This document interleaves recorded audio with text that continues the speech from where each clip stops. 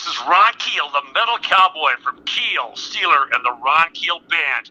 You're listening to Rock Hard with Jay Conroy. Crank it up and keep it up. Hey, Ron Keel, how you doing, man? I am doing great, buddy. Ready to rock hard? All right. Ron Keel, thank you so much for calling in. My pleasure, man. Thanks for having me on the show. My pleasure as well. You got a new badass rock and roll album on your hands, man. It's killer. Oh, thank you. Thank you for saying it and for playing it. Fight Like a Band, which is also the single. True story. Both, yeah. The album, the single, and a way of life for me and for these guys that have backed me up the last 4 years with the Ron Keel Band. And huge achievement to get this album out and to have the reaction that we've received from the media, people like yourself, the fans, the industry. Everybody, these songs resonate with a wide audience, and there's a little something there for everybody. And the basic concept, songs about the struggle to survive and succeed, themes which have run their course through my music and my lyrics since the Right to Rock back in 1985. Songs about fighting for what you believe in and doing what you got to do. And really proud of the results and just, one of those records that I'm really proud of and that I'm going to wrap myself up in for the rest of my life. Jay, at this point in my career, I make music for myself, stuff that I love, stuff that I'm proud of, stuff that I want to hear through my truck speakers at full volume. And because you can't control what other people like or want, times change, people's tastes change, the economy, technology, all these factors are out of my control. But I like to make music that I'm proud of, that I believe in, and I'm really thankful that a lot of people out there are agreeing with me this time and are enjoying the new record. Well, they always say, too, if you're making music for other people, what you think other people are going to want to hear, it's the wrong way to go.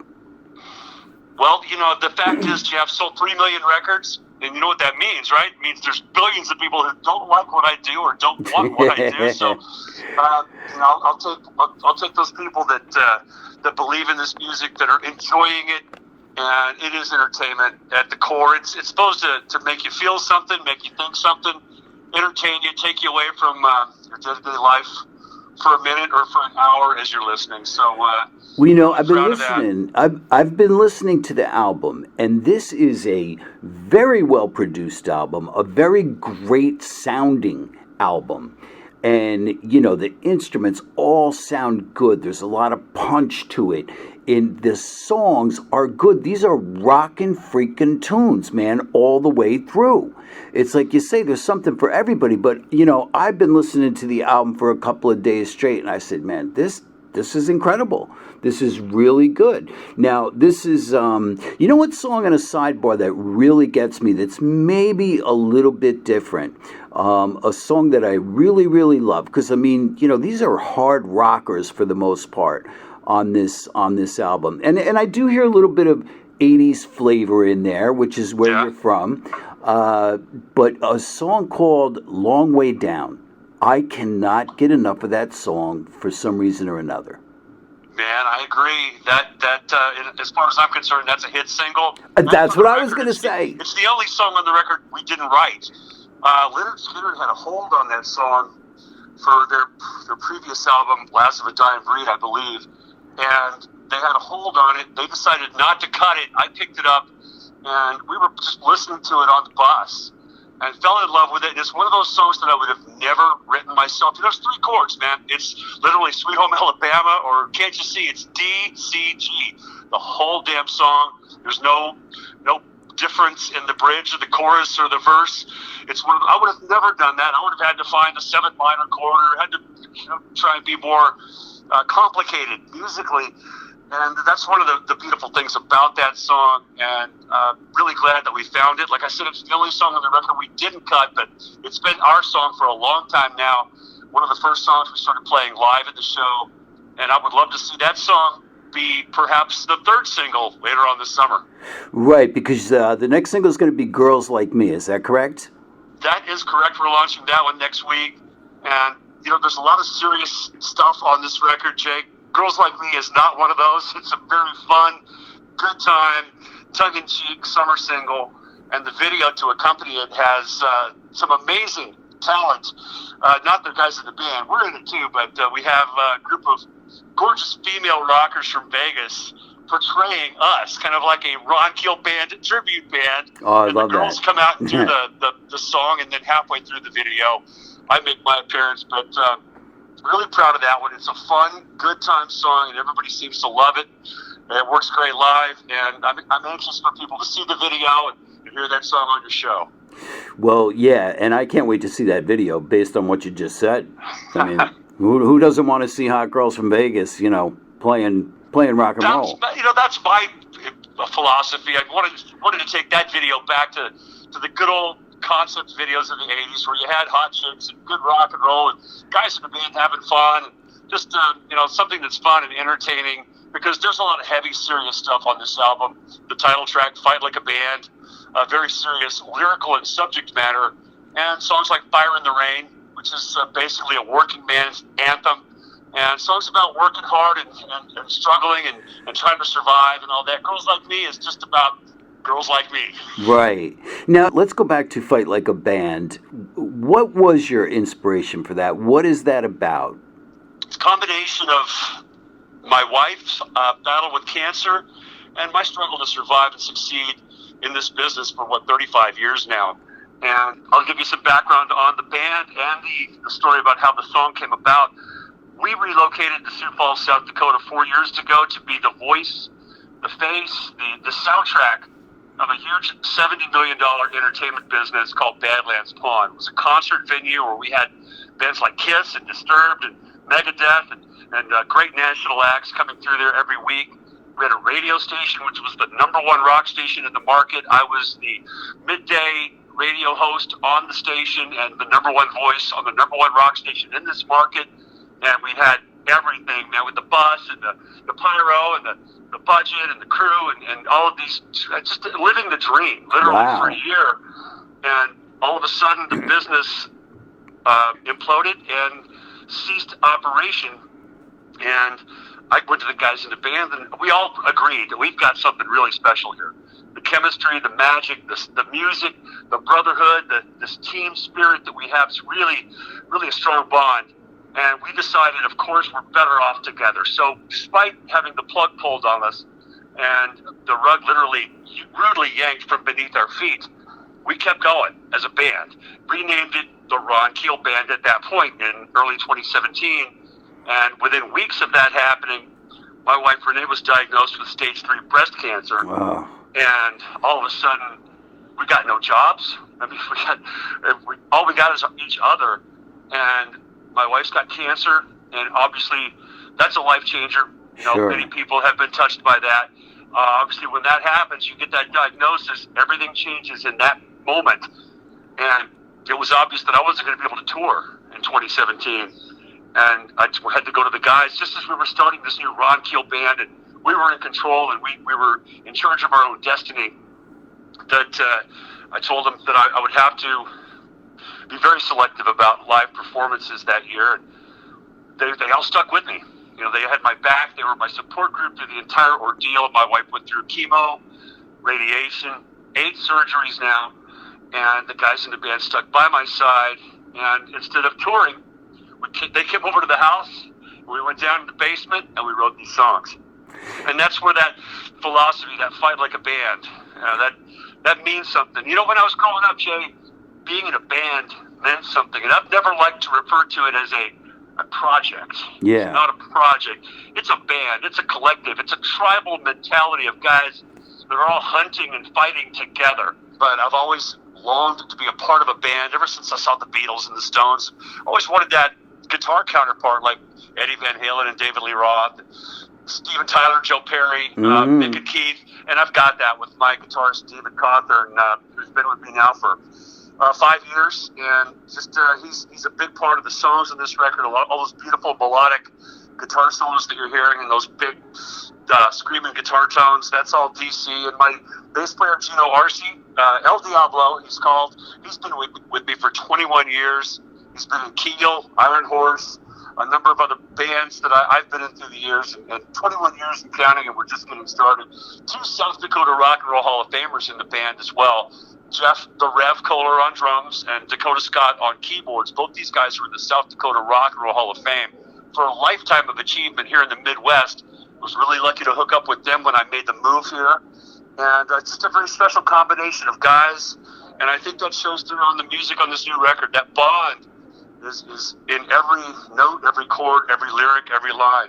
Yeah, and I hear that, because if it wasn't a band mentality, I don't think it would have this, if it wasn't what you were saying, it'd still be a good record, but you can hear that this is a cohesive unit.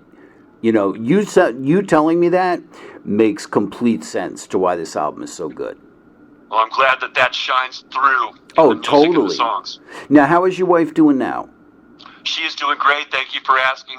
She's cancer-free, and we had a happy ending to that story. So many people don't, and I wish everybody who went through that battle with cancer had the same happy ending that we did. It was a rough patch, but she's fine. She's healthy. She's beautiful, and we're both stronger for it. And we treat it as a journey.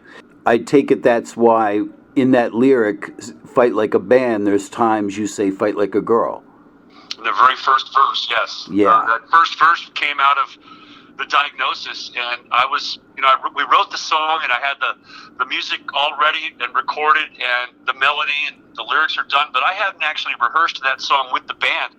I hadn't sung it ever, and I go in to cut the lead vocal on that track, and it was an extremely emotional experience for me, talking about that diagnosis and that moment when we got the news and what we were going through, what she was going through. And certainly that phrase, "fight like a girl," from that moment on, took on a whole new meaning. Of course, we've all heard that phrase and seen the cancer promotions and all the stuff that we see in the media about fight like a girl. But that's where the Fight Like a Band started. Because if she could fight that, we could fight anything. Sure. So it did give us strength, gave us inspiration and strength and power through that process. And I think at the time, it gave her some strength and inspiration through the process as well, because she loves me and she knows I love music. And when I'm creating and I'm hanging with the guys and I'm singing and playing, that's when I'm fulfilled. That's when I'm myself. And she heard the music in the basement, and she knows the creative process. And I think it helped her through that journey as well. So we walked through it hand in hand and fists in the air, and now we're really proud that that experience is behind us and now also immortalized in the lyrics of Fight Like a Band. That's a beautiful thing. And I knew there had to be something big behind that song, because when you listen to the lyrics, you're like, there's something real serious that inspired him to write that, which is why I had to ask you about it. A couple of other things on this album I noticed. You redid Because of the Night, which you had redone before, originally written by Bruce Springsteen, and Patti Smith had a hit with it. Why did you decide to put that on the album? It's also it's a medley actually, but why did you decide to redo that and put that on the song, as well as The Right to Rock? Well, we've been playing these songs live since day one. They're a big part of the show. Of course, those are songs that were hits for me back in the 80s, Right to Rock, Somebody's Waiting, Tears of Fire was a huge hit for Keel in 1986. So we've been playing the songs live. They're a huge part of my life and who I am. And when we made the decision to record an album, that day was, well, let's make a record. We can't tour this year. Let's make a record. We didn't have any songs. Those trips down to the basement to write and brainstorm and create together hadn't happened yet. So we went into the studio and re-recorded those Keel songs for that reason, so we'd have at least a foundation for the record. My intention was to record 4 or 5 songs from my past, maybe 4 or 5 new originals if we were lucky enough to come up with some tunes, and maybe some covers, and I don't know, but I knew we were going to make a record. That's the goal. We're going to make an album. We didn't have any songs at the time. And after we started writing, after the creative juices started flowing and the floodgates were open, we came up with the other 10 brand new original songs that are on this record. And that those Keel songs, very much a part of my life and my career, and I think they fit well on this record. First of all, I wanted another shot to sing them, because back in 85, 86, when they came out, I was extremely green. I know people love the original versions, and the original's always going to be the best, right? But I totally disagree. I still had a long way to go as a vocalist, and I've had a lot of practice on those songs, and always wanted another shot, especially at Tears of Fire, which is a great song, which I'm not real happy with the original vocal on Final Frontier, even though it was a big hit. I always wanted another shot at that song. So the desire to sing those tunes in the studio again with this band was pretty strong. Plus, I wanted to show the fans that, man, I'm proud of where I've been. I celebrate my accomplishments, and I'm not trying to. I am moving on, but I'm taking those songs with me. And I wanted to kind of bridge the gap between what we did in the 80s and what we're doing now, and show everybody that it's all rock and roll, it all sounds good, it all feels good, and these songs belong together on this collection. And Keel was pretty active in the 80s. I mean, you guys had, what, like 5 albums? 1984, Laid Down the Law. Year after 86, The Right to Rock, which was, you know, your huge breakthrough album. 86, The Final Frontier. 87, self-titled Keel. 89, Larger Than Life. So, I mean, you guys had a pretty good run there in the 80s. We did. We had 3 albums which charted in Billboard's Hot 100. We were touring with Bon Jovi, Van Halen, Aerosmith, Motley Crue. A lot of dreams come true, and I'm really thankful that I was a part of that cultural revolution that was 80s rock. And still active with Keel. We had my favorite Keel album of all time is Streets of Rock and Roll, which came out in 2010. I was going to talk to you about that. Yeah. Before we get into that, you know, you just mentioned Bon Jovi, and I hear a little bit of Bon Jovi flavor on certain songs in your vocals, and it's a really good thing. You know, some of the earlier Bon Jovi stuff, I don't know if you've heard that before. I don't know if you realize that, but I listen to it. Do you? People call me Ron Jovi. I get it all the time. That's hysterical, see? That's hysterical, because I'm like, I'm hearing some Bon Jovi here. Not that he's copying him at all. I'm like, but sort of like, you know, the inflection and that sort of thing, you know, I'm definitely hearing. So that's hysterical that they call you Ron Jovi. See, yeah. I picked up on that. So I mean, huge fan. First of all, huge fan of Bon Jovi. I was from the time their first album came out. We were parallel paths at that time, and they were getting their start, 84, 85, 86, and so was I. And just listening to those records and enjoying that. But more than that, it's that Jersey sound. I'm from Jersey, Ron, so I get it. Nice. Well, that Jersey sound, man, there's something special there in the water, whatever you guys are drinking. Because, you know, Springsteen, and plus, you know, this is way off the map, but one of my favorite movies of all time, probably my favorite movie of all time, is called Eddie and the Cruisers. Sure. You know, Eddie Wilson lives, man, and, you know, he's got that same Jersey sound, and I always loved it. I always liked that singing with that gravel in your voice, you know, the structure of melody and telling those stories. Now, of course, I mix in some other elements as well, but that Jersey sound, even though I'm a Southern boy, that Jersey sound really resonates with me. And you know, that music was done by a Jersey band called the Beaver Brown Group. John Cafferty, absolutely. Huge fan. Yeah, I got his solo album. I got Eddie lives, Eddie too. Huge fan. Eddie Wilson's the greatest rock star that never lived. But true. I really, that's funny. When I met my wife, I had to show her those 2 movies on our first date. I said, "You want to know me? You get to know Eddie." That's funny. 2 DVDs back to back, and she stayed with me. Here we are. All right, so like 2008, 2009, you know, Keel said, "Hey, we're gonna reunite." You guys were going to do a 25th anniversary tour. Well, you actually did a 25th anniversary tour. The cool thing about that band is that we all stayed friends through the years. There was never any bad blood.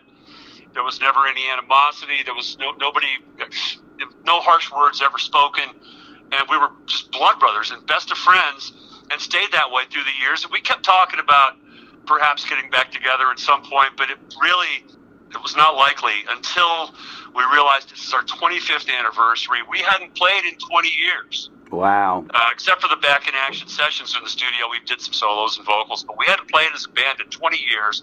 And we figured if we're ever going to do it, now's the time. We had a booking agent who promised us, guys, if you put the band together, I'll get you some gigs. And he did. He was true to his word. We ended up playing Rocklahoma, M3 twice, the Monsters of Rock cruise 6 or 7 times. And we're going back on the Monsters of Rock cruise in 2020, next February. A couple of tours of Europe, and still active to this day because of that 25th anniversary reunion. Now, Keel it's a different kind of animal. I don't even know if it's a band, but it's a brotherhood.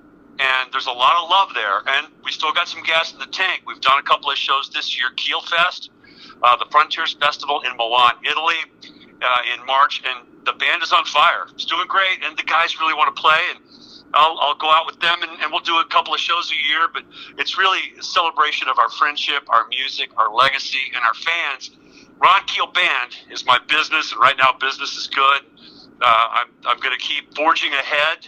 Well, and neither one is a side project. I don't have side projects. These two bands are side by side in my life. Keel and Ron Keel Band are both very important, very special. But Ron Keel Band's still active and creating and producing records and doing a lot of shows this year and in years to come. So Ron Keel Band is certainly my priority, but I have a deep love of Keel, the music, the fans, and those guys. Like I said, the reunion was the last thing on any of our minds until we realized that Father Time was going to catch up to us eventually, and if we're ever going to do it, we should do it now. And the goal was to do it as good or better than we used to do it. Not just a nostalgia act, but to be able to bring that same fire and that same energy, those songs that made us famous. And we had no intention of creating new music at the time. We got back together in rehearsal, and we had done a few co-writes. We had co-written some songs with Brian J. and I. We had a couple of TV and film songs that were being shot to TV shows and movies and such, and they sounded a lot like Keel songs to me, man. So we had those couple of songs as a foundation. Then we got into the rehearsal room, started jamming, and the songs came to life, and all of a sudden we've got 4 or 5 tunes that could be the serious foundation for an album. We got signed to Frontiers Records, and The Streets of Rock and Roll came out the following January. And like I said, in my opinion, it's the best Keel album ever. We had matured as players and as songwriters. We'd come a long way since 86, 87. And that album, we had something to prove, man. We were on a mission to do it as good or better than we ever did, and I think we accomplished that. Now, let me ask you, you say that, Keel and Ron Keel are side by side. Why not just do Keel? Why are you doing them both? Why not just say, hey, well, let's just make this Keel? I mean, we already have a name. Why even though they're side by side, why is it, different between the two? Well, that's a great question, Jay. Keel is my last name. And I certainly could have gone on without my guys when we broke up in 89 and called it Keel. And Gene Simmons used to come to me and says, Ron, you should call it Keel. It's your name. And I didn't. As bands like, other bands that are named after the lead singer, Slaughter, Doc, and those guys are friends of mine. I'm not disparaging them at all because they're my buds, but they've gone on with different musicians, and the lead singer's still the same. Mm-hmm. And I just didn't want to do that. I felt like Keel was a true band in every sense of the word. That brotherhood was sacred to me, and I did not want to call it Keel. Now, the thought crossed my mind when I decided to call this band Ron Keel Band. The thought did cross my mind because it would be a lot easier to put all my eggs in that basket, but it would tarnish that friendship and that integrity and that brotherhood that I have with Mark Ferrari, Brian J., and Dwayne Miller after 35 years. I'm not going to mess with that. So I took the road less traveled and called this Ron Keel Band. Now, with Ron Keel Band, I can do any song Keel does. Sure. And we do. We do all the hits, Rock and Roll Outlaw, Right to Rock, Because of the Night, Tears of Fire, any of those Keel songs that are in the Keel show, we could certainly do them, and we do all the hits with the Ron Keel Band. But with Ron Keel Band, I can do anything. I can do music from throughout my entire career. I can create and write and record new music like Fight Like a Band. There are no fences or barriers around my creativity or my music, whereas Keel is a certain special style. We have our niche.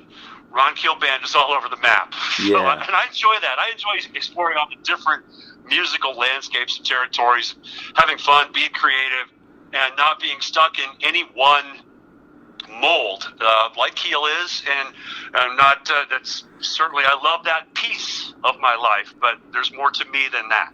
Well, I respect that for a couple of reasons. Number one, based on what you said, let's say, you go out, like you're talking, you call the band Keel, and it's a bunch of different guys. Well, to me, as a rock fan, first and foremost, it's not Keel anymore. And there's a lot of bands that do that, and, some of the fans go with it. It's like, well, as long as Ron's in the band, it's still Keel. The other reason I respect it is because you're right. Keel, I'm going to venture to say that people would expect a certain thing from Keel, and with what you're doing with Ron Keel, I would think there might be people that say, well, this isn't Keel, It's not. They'd be right, and it's not. Yeah. It's who I am now and where I am now. And, I love metal, and I love all styles of music. I grew up at a time when there were no clearly defined lines between rock and metal and all that. I heard Eagles and Black Sabbath on the same radio station, and I just thought they were great songs. I thought Paranoid kicked ass. I thought the Eagles were great, one of my all-time favorite bands, and I didn't see why I couldn't do both. And right. I do both, and I enjoy doing both and doing them well. Not every song on my album is going to sound like an Eagles cut, but there's a couple on this record that might, that do. The song "Just a Cowboy" sounds like it's an Eagles song. Yes, it does. "Road Ready" sounds like a Keel song. So yeah. I've got the best of both worlds with the Ron Keel band and the new album "Fight Like a Band." Like you say, you can go in so many different directions here with this, and you have, and it is a really, really good album. There's no doubt about it. I mean, look, your last album, the album before that, which you only did in Metal Cowboy last year, also a great album. So you wasted no time getting back into the studio and getting this out there. Thank you. I'm very proud of that Metal Cowboy release. Really defines who I am. Although it was not a band situation, very much a project.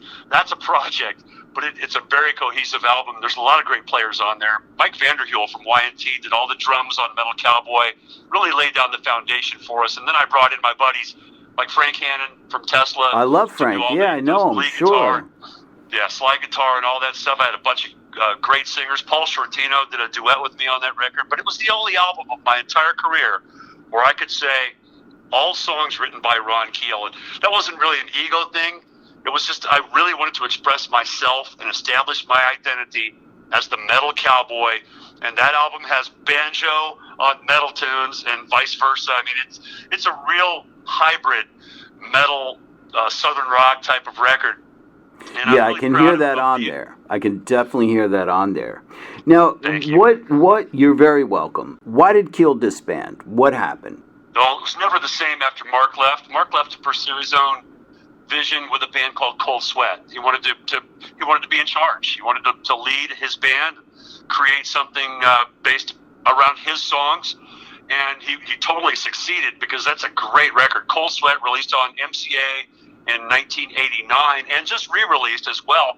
Cold Sweat is back together for shows on the Monsters of Rock Cruise Tour next year too. So Mark's doing double duty with Keel and with Cold Sweat. But Mark left, and I thought, well, this is Keel. It's my name. We'll just keep going. But it was never the same, man. And then it just couldn't recapture that same spirit, the same magic. The fact that we'd messed with that original chemistry and the band was no longer the same without Mark. And I don't think it would be. There's no Keel without Mark Ferrari and Brian Jay.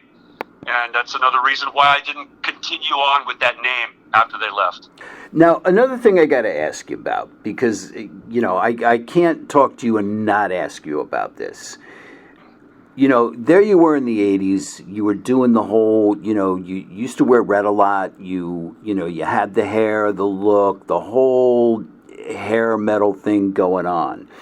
And after, Keel broke up, some years down the line, it comes out in the press, Ron Keel went country. One of the, if not the highest rated VH1/MTV Where Are They Now specials ever. And it's a big deal at the time. And I still, because I did it first, I still hear about it a lot in the media. And, but that's, people don't understand. It's a lot like metal, man. You don't just put on the hat and go out there in front of 5,000 rednecks at a rodeo and start singing, you're going to die. If it's not real, it will kill you. I was born in Georgia. I moved to Nashville, Tennessee at the age of 17. My band Steeler was formed in Nashville. Country music has always been a part of my life. My father was a country guy, played with Hank Sr., Ernest Tubb, and I grew up listening to Hank Williams and Johnny Cash and Merle and all that. Of course, as I was going through my teenage years, I gravitated to hard rock and metal and the electricity and the sexuality of rock and roll and hard rock. But after I grew up and went bankrupt a couple times, went through a couple of divorces, and ended up in jail a couple of times, that country music started to make really good sense to me. So no, not really. That's my hype. The truth is, in 1992, once it was all over, all of a sudden, no record deal, no beach house, no sports cars. My family life was going through a very tough time with my second marriage and the mother of my children. Very difficult time for me. All of a sudden, you can't pay the mortgage, and you thought this was going to last forever, man. We're Madison Square Garden 3 nights in a row sold out. It's going to last forever, right? Yeah. Well, it didn't, and the only thing that saved me was my desire to create and write songs, and it was stripped down to just me and a guitar, a bottle of whiskey, and a campfire, and a pickup truck, which I still have. I love my truck, I love my Harley, I love my bottle, I love my guitar, but the music saved me, and it gave me a way to create and write songs and entertain people. And in the 90s, as you know, Garth Brooks was all the rage, and country music was huge, and you could go out and you could play. I had a great 6-piece band, and we were making really good money. And I wrote those songs about real life and heartbreak. There's a lot of common ground there too, Jay. Were songs about having a good time and chasing women and working hard. So it was in you the whole time. It was in you the whole time because people were like, what is this guy doing? I mean, he went from this to that. I mean, people were shocked over that. No, it is an art form, and you don't take it lightly, man. If you're going to learn a new art form, you have to immerse yourself in that. And for me, I equate it to any other type of artist, like a sculptor. Why can't Michelangelo, and I'm not comparing myself to him, but he can create a sculpture. He could also make a painting. It's two different art forms. Why can't he do both? Sure. Why can't I do both? Okay. And when I decided to make that move and go country, I dropped the last name. I dropped Keel. I was Ronnie Lee. And the guys in my band... Yes, I do remember reading that. Even the guys in my band didn't know who I was or where I came from or what I'd done. I wanted to establish myself in that genre without any residual trappings of the 3 million records sold and used to be Ron Keel from Keel, now he's this. Nobody knew. Nobody in my band knew. Nobody in the audience ever knew until it came time to release my first country album, Western Country, in 1995, and I wrestled with the decision. Do I put my name back on it or not? Is this a Ronnie Lee record or is it a Ronnie Lee Keel record? And I put my last name on the album, and the night it came out, we had a big release party in Phoenix, Arizona. The media was there. All the fans were there. All these people who had followed me, and I built up a huge following as the top country draw in the Southwest, and nobody knew I was Ron Keel.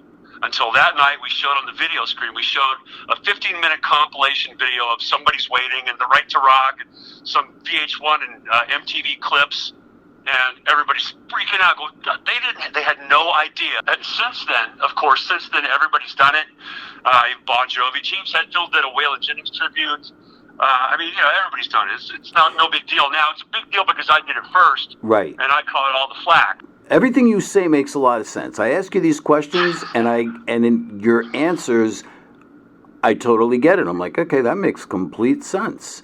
Now, I appreciate the opportunity to explain myself to you and your listeners and our fans out there that are tuned in. But I want to go back to something here with, you said Keel when you thought, and it's really like I'm asking you to speak for yourself, but also for that whole genre in general, because I know that story happened with so many people. You thought the money was going to keep coming. You got the big house, you got the cars, you got the boats, you got this. And then you wake up and it's gone. How does one deal with that? Man, it was really tough for me to deal with it. the fact that all of a sudden in 1992 or so, we were no longer the coolest guys in the world. We were a laughing stock. Part of that was the reasons for that. We can get into if you want, but how you deal with it is up to you. I know some of my buddies that went out, cut their hair, got a real job. Some of them died of a drug overdose. You know, I chose to sing and play because it's who I am. It's what I do. So that guitar saved me. But how you deal with that, man, it's really a choice. You have to choose to stay positive, and you got to believe. You just got to believe. I mean, that's what got us in this business in the first place. I believed that I could succeed. I believe I'm going to make it someday, even though I'm just a kid from the streets, high school dropout, traveled to Nashville with a guitar in my hand and not much else. And then built a band called Steeler in Nashville, took that band to L.A. All of a sudden, there's a bunch of hicks from Nashville in the middle of Hollywood in 1981, and we believed we were going to make it. Against all odds, we did. And I eventually, within 3 years, I had a record deal, and I was working with Gene Simmons on my first major label album, and I believed. And without that belief, I would have died. If you're going to take on the world, fight like a band. Ron, it's been great, man. It really has. I'm so glad I talked to you. Me too, Jay. Thanks so much, man. I can't wait to hear this. Talk to you again at some point in the future. You stay in touch and keep up the good work, my friend. All right, you too, man. Talk soon. Okay. All right. Bye.